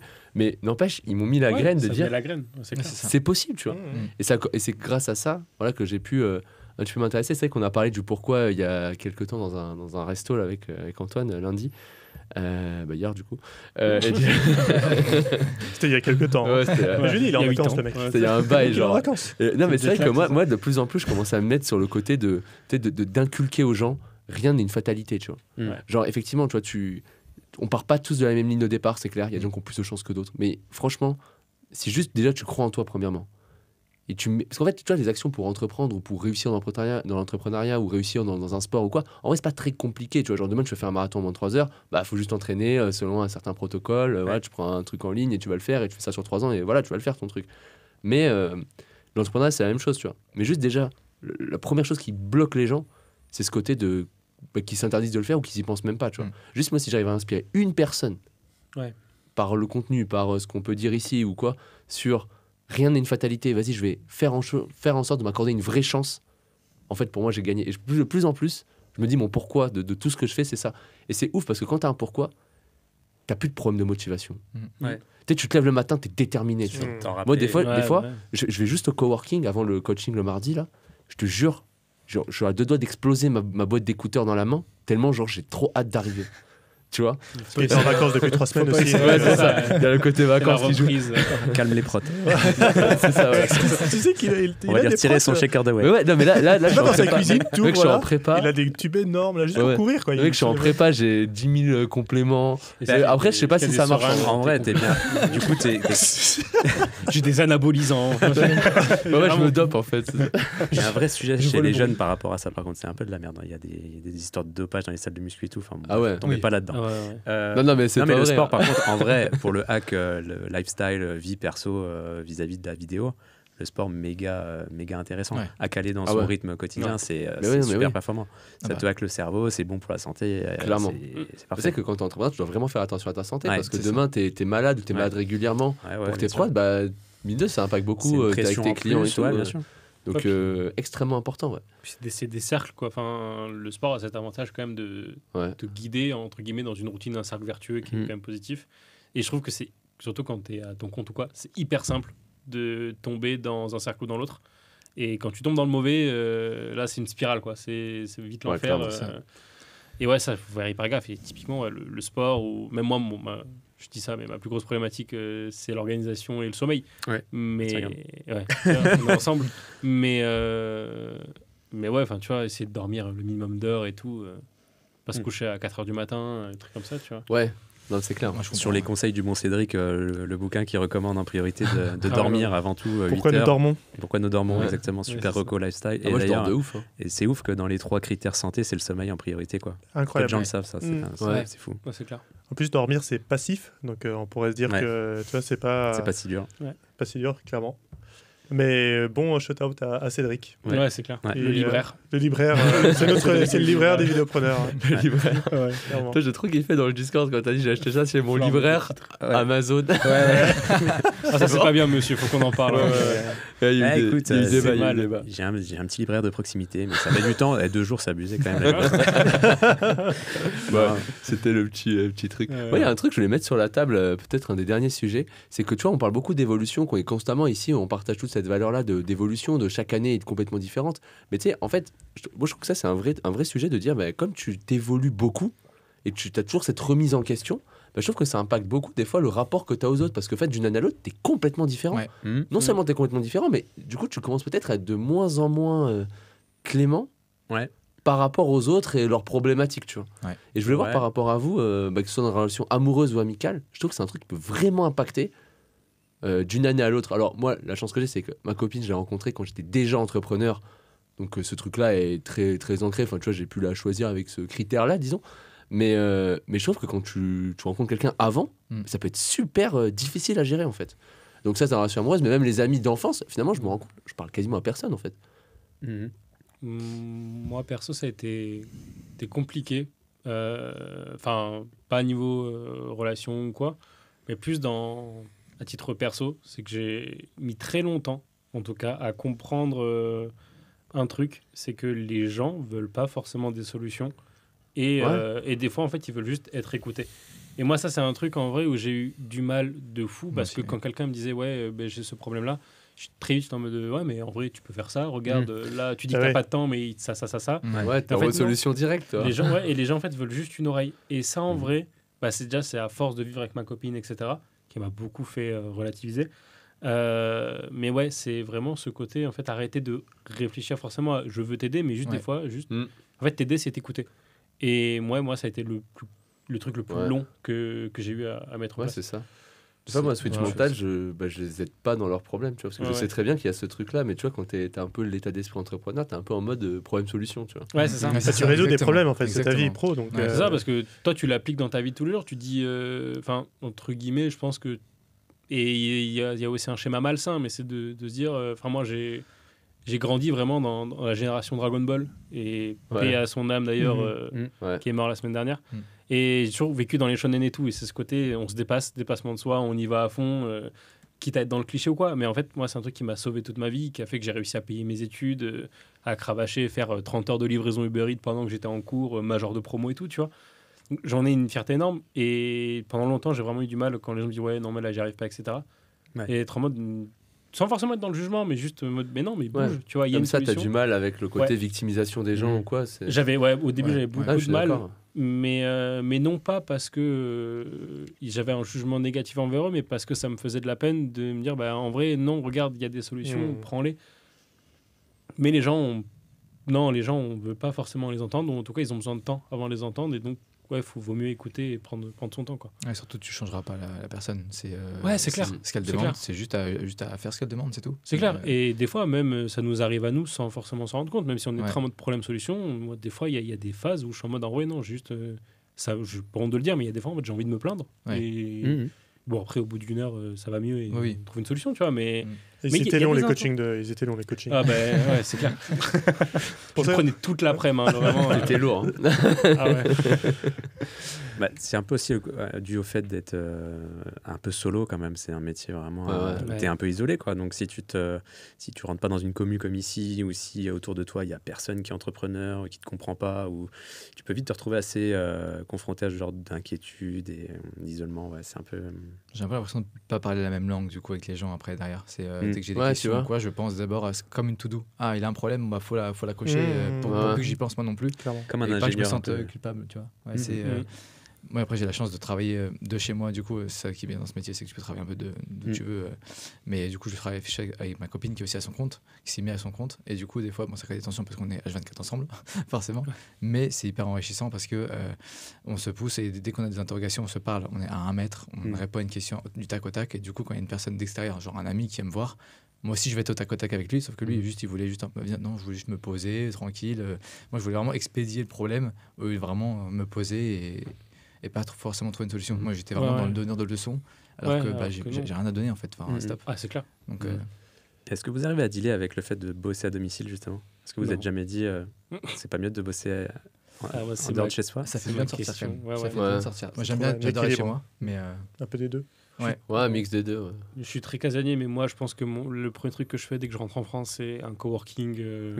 Je peux. En vrai, là, je sens que j'implose. Parce que en fait, mon bureau, c'est aussi l'espace où je joue avec mes potes. Enfin, tu vois, il y a ce côté. Il y a ce côté compliqué, les tentations au quotidien, ou même, tu vois, les petites interruptions. En mode, tu vois, ma copine, des fois, qui rentre ou quoi, et en mode, ah, regarde, j'ai pensé à ça, ou quoi. Et même si c'est des moments très mignons que je chéris énormément, il y a quand même ce côté, ça t'interrompt, tu vois. Et non, moi, vraiment, bosser de chez moi, j'ai passé 2 ans en télétravail, tout ça. C'est cool, en fait, au début. Et en vrai, je trouve que c'est vite chiant. Et pareil, tu t'isoles, en fait. Il y a aussi le problème du setup. T'es dans ton setup, tu kiffes. Et partir, non, juste une table et mon ordi, c'est pas possible. L'écran est trop petit. Tu vois, c'est clair. Le confort n'est pas le même. Ouais, ça, c'est vrai, par contre. Mais en vrai... je sais pas si moi, je suis en région, dans une petite ville, et ça impacte vachement aussi cet aspect-là d'isolation par rapport, pas forcément juste à ton entourage perso, mais à tous les métiers autour de toi. Il y a carrément pas très peu d'entrepreneurs indépendants autour de moi. Il y a des sociétés avec des patrons, des chefs d'entreprise et tout, mais il n'y a pas beaucoup de jeunesse, donc il n'y a pas d'espace coworking, il n'y a pas ce genre de truc. C'est vraiment assez complexe de dire je vais sortir un peu de temps en temps de mon truc, à part si bouger, en fait, aller à Paris, aller dans les grosses villes du coin et de bouger, mais ça impacte forcément ton équilibre familial et tout. C'est clair. Donc c'est pas, pour ceux qui sont en région un peu isolés aussi, c'est pas forcément simple, et en plus d'être compris aussi par rapport à ce qu'on fait. Ça, c'est vrai, quand tu parles à d'autres entrepreneurs, tu as cette sensation d'être compris que tu n'as pas du tout avec d'autres. Tu vois. Grave. C'est pour ça que le Discord, c'est une super, c'est un refuge, quoi, un peu. C'est ça, c'est la petite maison. C'est une secte. Il fait chaud. Après, c'est la secte. Tu viens de Sedan. T'es pas obligé d'être 15. Hein. Tu vois, tu peux avoir un binôme, avoir une troisième personne. Que je cherche activement d'ailleurs, pour ceux qui sont dans la région. Sedan, vous appel à Sedan. Êtes 3, vous vous voyez une fois par semaine. C'est bien sûr. Mais il y a un côté très... En fait, il y a des entrepreneurs, mais c'est souvent des entrepreneurs avec des profils débutants, parfois qui n'aboutissent pas ou qui sont en double emploi ad vitam aeternam. En fait, je suis en tout cas en vidéo pure, je suis le seul dans le secteur Ardennes à être installé en indépendant et à pas monter en structure style agence com. Donc je me retrouve un peu solo et les ressources vives en fait humaines, elles sont à Reims, donc c'est à 1 heure de route, c'est pas loin, mais il y a beaucoup plus de monde d'un coup parce que c'est à 45 minutes de Paris. Enfin, bref, ça dépend vraiment du secteur quand même. Hein. La campagne, ça doit pas être simple. Encore, je suis dans une ville, petite mais ville. Ceux qui se retrouvent à bosser chez eux à la Cambrousse, c'est clair. C'est clair. Mais en vrai, je comprends là-dessus parce que moi, tu vois, c'est un de mes piliers d'évolution et que j'ai vraiment envie de chérir et que j'aimerais atteindre, c'est l'association. C'est le fait de m'associer avec quelqu'un. Fais pas. Tout pareil. Pas avec toi, en tout cas, t'es tout le temps en vacances. Merci Antoine. En fait, associe-toi, en fait, c'est pas mal. Tu peux te backuper, ça c'est pas mal. Non, mais ouais, parce que même s'il y a ce côté indépendant que je kiffe et tout, j'ai quand même besoin des gens au quotidien. J'aime bien être avec des humains, etc. Par contre, j'ai du mal à travailler avec eux, parce que... ce côté délégué, tout ça, je trouve ça très dur. Donc c'est vraiment le défi d'une vie, c'est de trouver en fait quelqu'un qui match à 100% avec moi, avec cette vision de viens mec, demain on part au bout du monde, on va faire un truc trop cool, viens on bosse sur des projets, et vraiment en fait avoir cette sensation de confiance avec des gens. J'ai testé avec des potes, ça s'est plus ou moins bien passé, mais je pense qu'il faut trouver la perle. Il y avait ce décalage. Mais tu sais que, et j'ai cette frustration perso, et moi je sais que c'est mon gros objectif un jour, c'est de trouver quelqu'un avec qui m'associer et kiffer, tu vois. Mais tu sais, j'ai l'impression que voilà, Antoine il est là, on en a déjà parlé, mais j'ai l'impression que Antoine, c'est genre ultra rare de trouver un Antoine en fait. Ouais, c'est ça. Parce qu'on a nous on a fait un peu les erreurs. Non mais pas les erreurs. La sœur business. Non mais on a fait. En fait, tu vois comment c'est depuis qu'on travaille ensemble, c'est quand même 3 ans. Ouais. J'ai pas eu le souvenir d'un moment où juste j'ai eu une mauvaise pensée en disant putain Antoine un truc, tu vois. Ouais. Ça s'est toujours bien passé, toujours bien déroulé. On est toujours à l'écoute l'un de l'autre de tout. Chacun se challenge dans ses pensées, enfin dans tout. C'est impressionnant, tu vois. Et genre vraiment, il y a ce truc-là où quand je vois les autres entrepreneurs aujourd'hui qu'on fréquente, quand ils racontent des fois les associations qui se sont mal passées, je me dis en fait rencontrer un associé comme Antoine, donc là je le dis là sur le podcast, c'est quand même très rare. Et il a employé un terme. Ou TTC, je sais plus. Non mais t'as employé un terme la dernière fois de parler d'âme sœur professionnelle. Ouais, c'est vrai. En fait, c'est vraiment ça quoi, âme sœur professionnelle. C'est beau. Ouais. Trouver un Guillaume, c'est vraiment facile pour le coup, il y en a plein. Écoute, tu l'achètes même, tu vois, 15 balles en 15 balles. Non, par contre, tu vois, je trouve que vous avez un dynamisme tous les deux qui est génial parce que ça se voit que vous êtes complémentaires à balle. Dans le sens où tu vois Guillaume, j'ai l'impression que c'est la pile électrique sur pattes avec j'ai 40 000 idées à la seconde, le syndrome de l'objet brillant à 24. C'est les prods, ça, c'est les prods. Non, attends, Antoine, le syndrome de l'objet brillant, il a pas mal. Ah ouais. C'est vrai. C'est d'ailleurs un problème, hein, c'est qu'on n'arrive pas trop à se canaliser sur le côté. Syndrome de l'objet brillant, c'est chaud. Hein. Après, on arrive quand même là. Moi, je connais pas, c'est quoi? C'est t'as une idée, tu dis vas-y, go, on le fait. Des fois, et en fait, t'oublies un peu t'oublies ton pourquoi, t'oublies même ton plan de 90 jours, t'oublies pourquoi en fait tes objectifs, comment tu veux développer par exemple les vidéopreneurs ou quoi, et tu dis putain, mais ça, on devrait faire ça. Ok. Et en fait, très rapidement, tu te retrouves à être sur 1000 projets qui n'ont aucun sens. C'est la dispersion, Dispersion. Ouais. Et en fait, tu vois, c'est facile. Tu pourrais te dire, bah, tiens, on est 2. Donc, tu vois, il faut 2 go pour y aller. Mais en fait, quand tu discutes avec un autre entrepreneur qui est tout aussi fou que toi, en fait, ça te pousse vers la connerie, tu vois. Bien sûr. Donc, là, tu rajoutes un truc, j'avoue, c'est une bonne idée. Et après, tu vois, on monte une boîte. Et en fait, il n'y en a aucun de nous deux qui est là en disant non, mais ça, c'est une bêtise, viens, on arrête, tu vois. C'est pour ça que c'était aussi très important pour nous d'avoir des coachs. De se faire coacher pour notre activité, pour avoir un gars qui dit les gars, votre enthousiasme est trop cool, mais vous faites des conneries.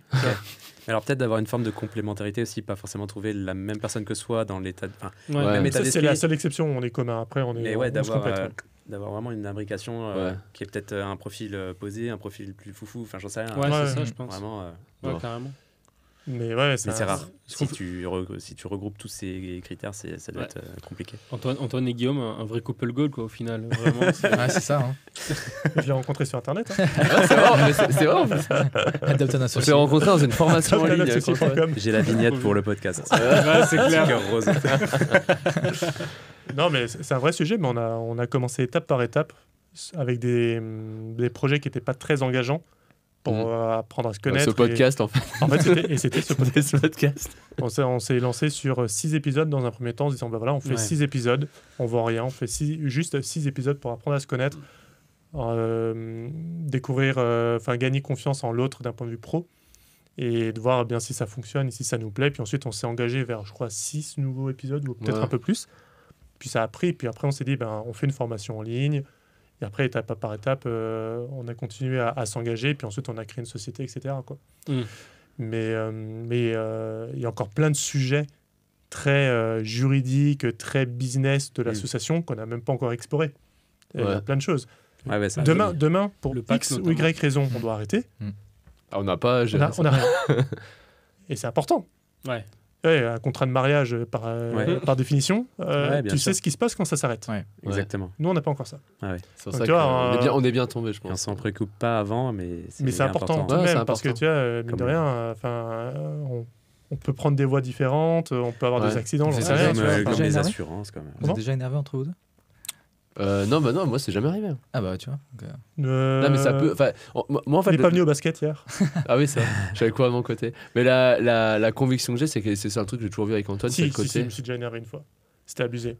Il m'a vendu un truc pour remplacer le café. C'était dégueulasse. Non mais arrête avec ça. Dégueulasse. Comment ça s'appelle? Le Yano. J'ai pas vendu. Le mec. Il m'a dit c'est trop bien, c'est comme du café. Il y a Thomas Hugon qui est venu chez Guillaume qui lui a dit ah ouais c'est pas mal et tout. Tu as acheté mais parfait, une solution pour remplacer le café. Il a pas aimé. Rien à voir avec le café. Déjà pourquoi vouloir remplacer le café? C'est génial le café. C'est très bien. Non, magazine de la santé, j'en prenais trop. Tu peux pas prendre plus de café et les protes en même temps, ça marche pas. Ah bah là c'est. Non parce que j'en prenais trop. J'en prenais trop. Il a 5-6 par jour. Café, pré-workout, protéines, goût café. Vraiment. Il commence à convulser, c'est pas bon. Non, sérieusement, on s'est jamais pris la tête. On s'est jamais pris la tête. Parce qu'on a des plans aussi et on les suit. En fait, on a une certaine maturité. On a un but commun. On a même un pourquoi commun. Donc ça aide énormément. Tu peux être en désaccord sans te prendre la tête et en parler. Complètement. Exactement. Il y a des désaccords. Tu vois, il y a des moments où on se challenge, même régulièrement, de plus en plus. Et c'est trop bien. Mais pour autant, non, se prendre la tête. Pourquoi, c'est quoi du coup? Tu veux savoir? Pour savoir si vous êtes aligné. Moi, j'en ai parlé un peu tout à l'heure. Tu vois, c'est d'offrir cette opportunité-là de pouvoir se développer, même si tu viens d'un environnement qui n'est pas du tout fait pour. Quoi. Tu vois, moi, je suis une anomalie. Je ne devrais pas être face à vous. Tu vois. Statistiquement parlant, je ne devrais pas. Tu vois. Ouais, mais ça dépend en quoi tu crois, au destin. Bien sûr, c'est ça. En tout cas, mon milieu, mon environnement n'était clairement pas propice à cela. J'ai toujours grandi dans des cités. Mais il y en a tellement. Des cas comme ça, mais bien sûr. Tu peux te croire au final, c'est possible quoi. Et c'est ça le message que je trouve trop cool, tu vois, c'est de te dire que c'est possible. Et en fait, moi, je pense que j'ai très rapidement été attiré par des gens justement qui pouvaient me permettre de progresser, tu vois. Et après, mes amis d'aujourd'hui, c'est mes amis les plus anciens, ce sont des gens que j'ai rencontrés au basket, tu vois, donc qui m'ont permis de sortir un petit peu de mon environnement classique, etc. Mais j'ai toujours pris beaucoup, je me suis nourri. Puis ensuite, comme je vous le disais, j'ai appris énormément de choses d'un point de vue business et très rapidement, je me suis aussi rendu compte que moi, ce que je trouvais extraordinaire, c'était de transmettre pour voir les gens se transformer. Donc moi, mon pourquoi à terme, c'est ça. Enfin, mon pourquoi, c'est ça. C'est aujourd'hui à travers les vidéopreneurs, demain, une cible plus large. Et tu vois, quand je vous parlais tout à l'heure de vision à 10 ans, 25 ans, moi, j'adorerais pouvoir faire le tour des universités en France et de pouvoir aider les futurs étudiants, tu vois. Moi, j'ai fait que de l'université aussi. Versus école de commerce, des trucs comme ça, tu vois. Non, juste un mot sur le fait de peut-être ce serait intéressant de faire des sortes, je sais pas si c'est faisable en soi, comme les gens qui essayent de se reconvertir, ils dressent leur profil, alors ça porte un nom, il y a des gens qui... genre MBTI et trucs comme ça. Ouais, tu fais dresser le profil par quelqu'un qui t'analyse un peu. Je pense même si tu veux pas changer de métier, en fait, d'avoir cette analyse peut-être tous les 10 ans pour savoir un peu... tu vois, toi, tu as un profil vraiment très dans l'humain, information et tout ça. Clairement. Des fois, tu le sais pas, mais tu te révèles juste parce qu'on te le dit et c'est dans ton tempérament. Il y a une étude que j'adore, que je recommande, je pense que j'en ai déjà parlé dans le Mastermind, ça s'appelle Gallup, c'est The Strength Finder 2.0, et en fait ça te permet de découvrir c'est quoi tes 5 forces. Ok. Et c'est quelque chose que je fais tous les ans, moi. Okay. Et en fait ça évolue. C'est ça, j'en ai 3-4 qui, je fais ça depuis 2018, qui sont toujours les mêmes, il y en a toujours une qui évolue en fait. Et en fait, c'est tellement important de savoir c'est quoi tes forces pour apprendre aussi à te connaître en tant que personne, entrepreneur, etc. Et de pouvoir prendre des directions. Et donc, je partagerai ça dans la description du podcast et je vous le transmettrai, mais ça, c'est super puissant. Okay. Vraiment super puissant. Trop bien. Bon, messieurs, c'était tellement cool. Ça passe beaucoup trop vite. Ça passe beaucoup trop vite. On se fait la même demain, du coup. On se fait la même demain, exactement. Après-demain. On se revoit pour l'épisode 200. Allez, les gars, Allez, c'est parti. On pourra le refaire avant quand même. Non mais c'était trop cool, vraiment. Si vous avez un petit mot de la fin, si vous voulez partager quelque chose, c'est le moment. Sinon, eh bien, on se quitte tout simplement et puis amicalement. Et puis pour ceux qui nous écoutent, on se retrouve la semaine prochaine, jeudi prochain, pour un nouvel épisode du podcast Les Vidéopreneurs. Et merci les gars. Merci Thomas. Merci à tous. Merci tout le monde. Merci Guillaume. Ciao tout le monde. Merci Antoine. Ciao.